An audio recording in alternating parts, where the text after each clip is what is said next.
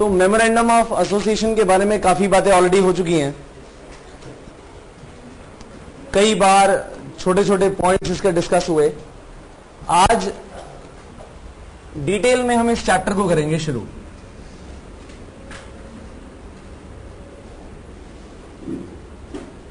Memorandum of association.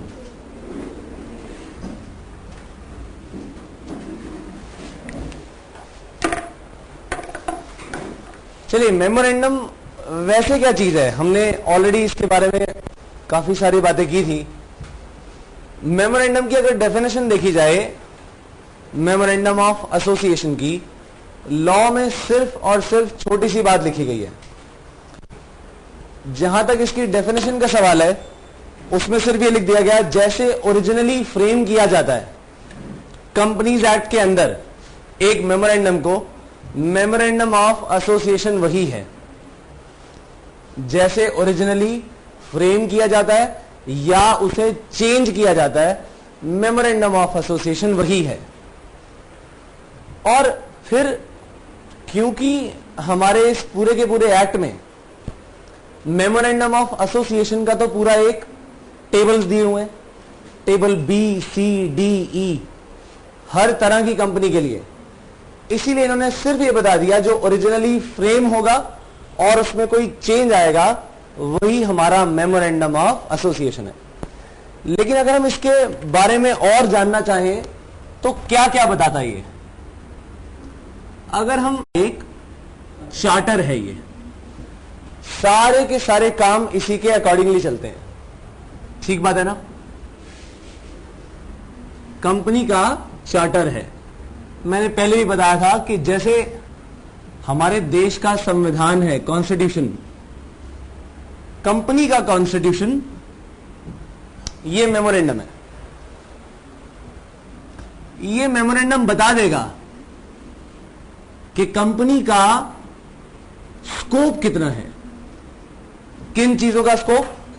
Activities का scope, यानी scope of activities. और स्कोप ऑफ एक्टिविटीज के अलावा कंपनी की जितनी भी पावर्स हैं, सारी की सारी पावर्स को ये बता देता है। सारी की सारी लिमिटेशंस को बता देता है। कंपनी का स्कोप ऑफ एक्टिविटीज, कंपनी के स्कोप कितना है, दायरा कितना है उसका काम करने का, पावर्स कितनी है और लिमिट्स कितनी है, यानी लिमिटेशन, सब इस मेमोरेंडम ऑफ एसोसिएशन में लिख दी जाती है। ठीक बात है कि नहीं। इस मेमोरेंडम को बनाने का पर्पस क्या है हमारा, क्यों बना रहे हैं हम इसे, सवाल ये आता है। बात ये हम पहले भी कर चुके हैं कि मेमोरेंडम एक्चुअली कंपनी और कंपनी से डील करने वाले लोगों के लिए है। ठीक बात है कि नहीं। हमने पहले भी इस बारे में बात की थी कि कंपनी जब पब्लिक से डील करती है उसके बीच का जो रिलेशन है, जो फासला है, ये पब्लिक जानना चाहेगी इस कंपनी के बारे में। तो सारी की सारी डिटेल्स कहां होंगी? मेमोरेंडम ऑफ एसोसिएशन में। अगर कोई चेंज आता है तो इमीडिएटली 30 डेज में हम कहां देते हैं? आरओसी में। पब्लिक का कोई भी पर्सन जाके इस एमओए को देख सकता है, आर्टिकल्स ऑफ एसोसिएशन को देख सकता है। तो मैं क्या कह दूं कि ये एक पब्लिक डॉक्यूमेंट है। ठीक बात है कि नहीं। तो पर्पस क्या है कि भाई जो हम हमारी कंपनी से डील करेंगे, जैसे कि थर्ड पार्टीज डील करेंगी, या तो थर्ड पार्टीज डील करेंगी किस काम के लिए? कॉन्ट्रैक्ट करने के लिए, बिजनेस करने के लिए, और या फिर हमारे पास होंगे हमारे शेयर होल्डर्स जो हमारी कंपनी में इन्वेस्ट करेंगे, प्रोस्पेक्टिव शेयर होल्डर्स। तो थर्ड पार्टीज हमसे करती क्या है? कोई भी वर्क रिलेटेड कॉन्ट्रैक्ट्स करती हैं। वर्क रिलेटेड कॉन्ट्रैक्ट्स करती हैं। इन वर्क रिलेटेड कॉन्ट्रैक्ट्स को करने के लिए थर्ड पार्टीज को, कंपनी को जानना बहुत जरूरी है। ठीक बात है कि नहीं? उसी तरह से शेयर होल्डर्स क्या करते हैं? शेयर होल्डर्स हमारी कंपनीज में इन्वेस्ट करते हैं।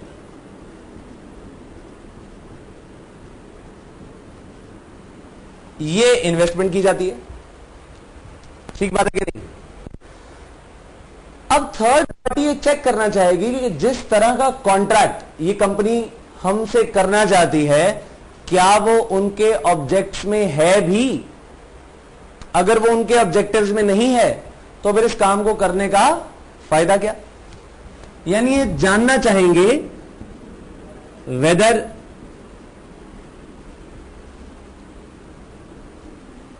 This is within the scope of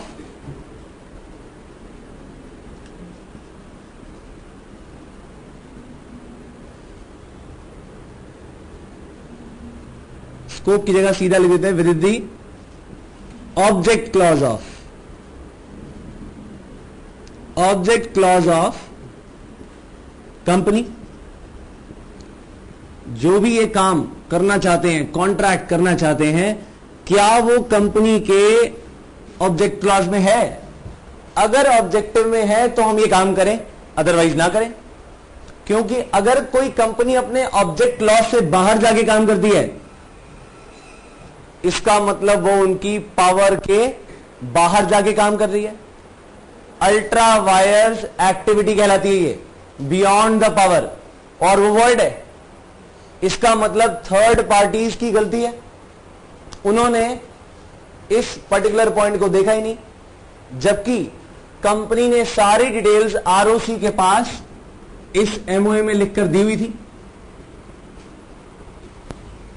ठीक बात है कि नहीं? यह मान लिया जाता है कि अगर कंपनी ने आरओसी के पास एमओए और एओए दिया हुआ है तो पब्लिक ने इसे पढ़ लिया है, चाहे पढ़ा हो या ना पढ़ा हो। ठीक बात है कि नहीं? यह प्रिज्यूम किया जाता है कि अगर कोई भी पर्सन कंपनी से डील करेगा, इसको पढ़ने के बाद ही करेगा। लाइकवाइज शेयर होल्डर्स अपना पैसा इन्वेस्ट कर सकते हैं। वो क्या जानना चाहेंगे कि इस इन्वेस्टमेंट में कितना रिस्क इन्वॉल्व है। So amount of risk involve, ये जानना चाहेंगे।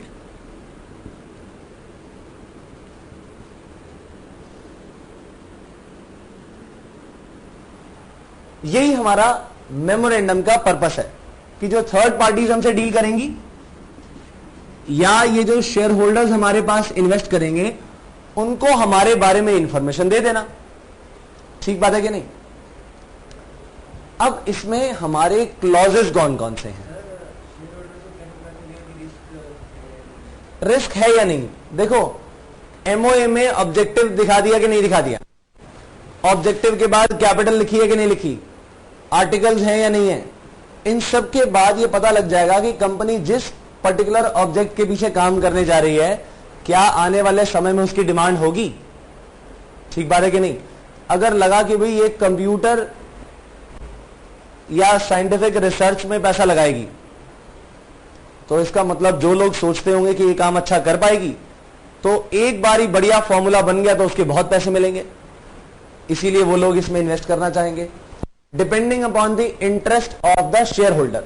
मैं एक शेयर होल्डर हूं जो कि मुझे सिर्फ स्टील में पैसा लगाना है, मुझे उसमें पैसा लगाना अच्छा लगता है। कोई एक दूसरा पर्सन प्लास्टिक इंडस्ट्री में पैसा लगाना चाहेगा, तो वो देखेगा क्या? ऑब्जेक्ट क्लॉज, कंपनी चाहती क्या है, करेगी क्या। ठीक बात है कि नहीं? अब क्योंकि इसको बनाने का पूरा सिस्टम है, ठीक है, तो इसके जितने भी क्लॉजेज हैं, कई बार हम लिख चुके हैं अभी तक, ये सारे के सारे क्लॉजेज कितने तरह के? Name clause, situation clause, object clause और लायबिलिटी क्लॉज और कैपिटल क्लॉज और सब्सक्रिप्शन क्लॉज। सब्सक्रिप्शन यानी पैसा, एसोसिएशन क्लॉज। तो ये 6 तरह के हमारे कंपल्सरी क्लॉजेज हैं जो डालने पड़ेंगे, और इन सब क्लॉजेज को डालने के लिए कंपनीज एक्ट ने खुद अपनी तरफ से फॉर्मेट्स दे दिए। उन्होंने कहा जी देखो, आप अगर ज्यादा दिमाग नहीं चलाना चाहते तो हम ये फॉर्मेट दे रहे हैं, आप इन फॉर्मेट्स के अकॉर्डिंगली अपना काम कर लो। टेबल दे दी गई, टेबल बी, सी, डी और ई, 4 तरह की टेबल्स में 4 तरह की कंपनीज के लिए मेमोरेंडम्स के फॉर्मेट। टेबल बी में दिया गया कौन सा था? Public company limited by shares. C में क्या दिया गया? Company limited by guarantee only, not having share capital. और डी में क्या दिया गया?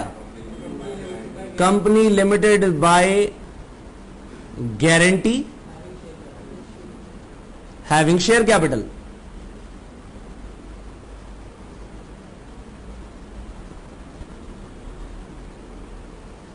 और अनलिमिटेड कंपनीज का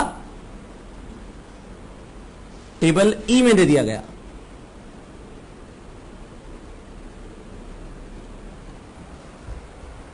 तो इस तरह से सारे के सारे फॉर्मेट्स में ये 6 क्लॉज जरूर डाल दिए गए। ठीक बात है कि नहीं?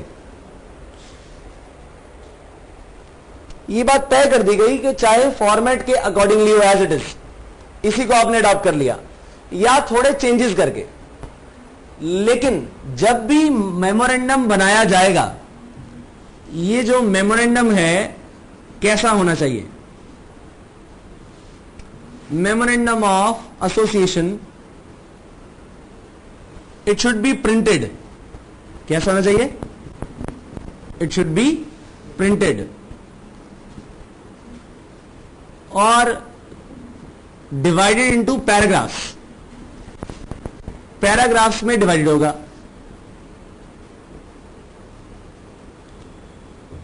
शॉर्ट फॉर्म लिख दिया पैराग्राफ्स की, divided into paragraphs, consecutively numbered,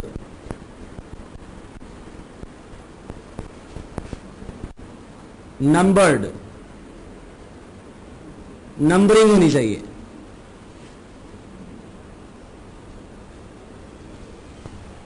उसके बाद सब्सक्राइबर्स इस पे साइन करेंगे, साइंड बाय सब्सक्राइबर्स। और एंड में अटेस्ट कौन करेगा? Attested by one witness. एक विटनेस इसे अटेस्ट जरूर करे। वन विटनेस साइन करेगा, विटनेस भी। ठीक बात है जी? तो ये है एमओए की रिक्वायरमेंट्स कि कैसा होना चाहिए। एमओए की रिक्वायरमेंट्स।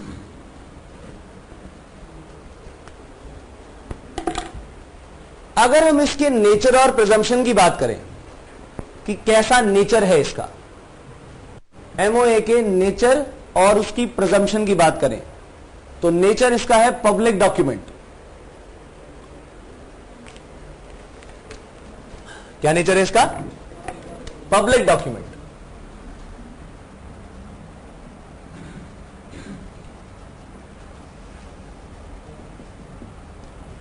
पब्लिक डॉक्यूमेंट है ये। पब्लिक का कोई भी इंसान रिक्विजिट फी पे करके आरओसी के पास जाके किसी भी कंपनी का जो भी रजिस्टर्ड है क्या देख सकता है? उनका मेमोरेंडम ऑफ, एमओयू नहीं, एमओए, मेमोरेंडम ऑफ एसोसिएशन। बात करेंगे दूसरी, इसका नेचर कैसा है।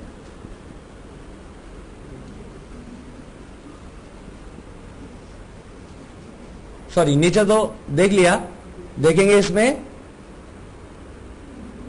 प्रिजम्पशन क्या ली जाती है।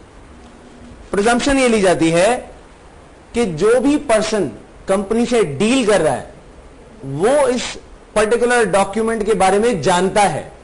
जो इस डॉक्यूमेंट में लिखा है वो ऑलरेडी इसे अच्छी तरह पढ़ चुका है और समझ चुका है। ठीक है, यानी इसकी प्रिजम्पशन क्या ली जाएगी?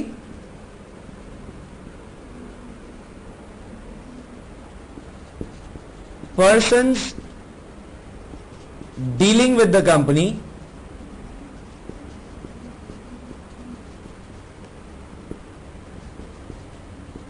have knowledge of MOA।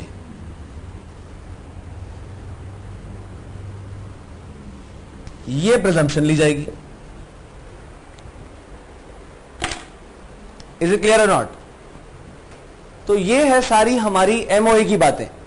एक चार्टर है, स्कोप ऑफ एक्टिविटीज को डिफाइन करता है, पावर्स और लिमिट्स को बता देता है। यही इसका दायरा है काम करने का। पर्पस क्या है इसका? थर्ड पार्टीज को बताना कि भाई जो भी तुम काम कर रहे हो ये देख लो कि वो हमारे ऑब्जेक्ट क्लॉज में है कि नहीं है। शेयर होल्डर को बता रहे हो कि भैया तुम जो इन्वेस्टमेंट करने चाहो देख लो हमारे में इतना रिस्क इन्वॉल्व है, बाद में मत कहना। क्लॉजेज इन्होंने सारे के सारे बता दिए, 6 तरह की क्लॉजेज, हर तरह की डिटेल शामिल। फॉर्मेट की बात करें तो कंपनी के नेचर के हिसाब से फॉर्मेट्स अवेलेबल हैं और बनाए चाहे जो भी जैसे भी, लेकिन रिक्वायरमेंट क्या है? प्रिंटेड होना चाहिए, डिवाइडेड इनटू पैराग्राफ्स होना चाहिए, कंसेक्यूटिवली नंबर्ड होना चाहिए, सब्सक्राइबर्स इस पे साइन करेंगे और एटलीस्ट 1 विटनेस इसको अटेस्ट करेगा। ठीक बात है कि नहीं? नेचर क्या है कि एक पब्लिक डॉक्यूमेंट है, पब्लिक का कोई भी इंसान जाके इसे देख सकता है, पढ़ सकता है, रिक्विजिट फी पे करके आरओसी में। और जो भी लोग कंपनी से डील करेंगे ये मान लिया जाएगा कि वो पहले हमारा एमओए पढ़कर आए हैं। Is it clear?